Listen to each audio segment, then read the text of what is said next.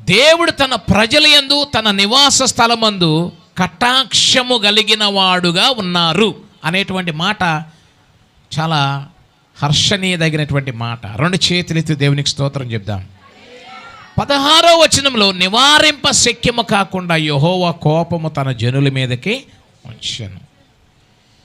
అంత కటాక్షము కలిగిన దేవుడికి నివారింప శక్యము కానీ కోపము రావడానికి గల కారణం ఏంటంటే ఆ ప్రజలను పరిపాలించుచున్న రాజు యొక్క అవిధేయత.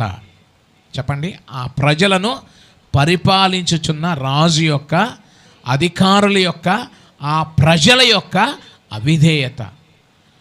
వాక్యము ప్రకటించబడుతున్నప్పుడు దేవుడు నాతో మాట్లాడుచున్నారనే భయం కలిగి ఉండాలి. వాక్యము ద్వారా దేవుడు నాతో మాట్లాడాలనే ఆశ కలిగి ఉండాలి. హల్లెలూయా. అందుకే రాగానే మీ పరిశుద్ధ గ్రంథాలు పైకెత్తి దేవుణ్ణి మహిమపరచండి అని చెప్పాను. ఈరోజు ఈ వాక్యములో దేవుడు మనతో మాట్లాడుచున్న ప్రతి ఒక్క మాట ద్వారా మన జీవితాలలో అద్దం ఎదుట మనం నిలబడినప్పుడు మన ముఖ రూపాన్ని ఎలాగైతే చూస్తామో ఈ వాక్యము ద్వారా మీ ఆధ్యాత్మిక జీవితాలను వ్యక్తిగతంగా పరిశీలించుకొందుముగాక. హల్లెలూయా.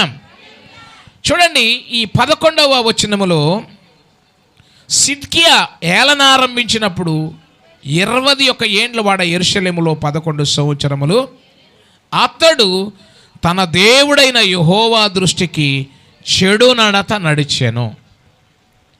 యథా రాజా, చెప్పండి, తదా ప్రజ. హలో, యథా రాజా, యథా తండ్రి, తదా పిల్ల తనయ. యా, హల్లెలూయా. మీరు ఎలాగుంటారు, మీ పిల్లలు, మీ రాజు ఎలాగుంటాడు, రాజ్యంలో ఉన్న ప్రజలు.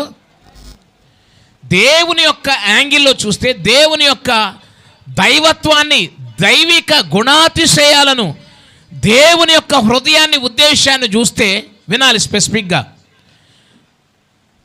ఆయన తన ప్రజల యందును తన నివాస స్థలముల యందును కటాక్షము కలిగిన వాడుగా ఉన్నాడు.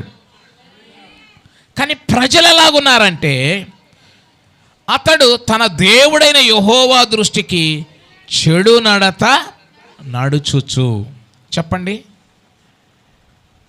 ఖచ్చితంగా దేవుని ఉగ్రత మన మీద రాకుండా ఉండాలి అంటే మన నడవడిక చాలా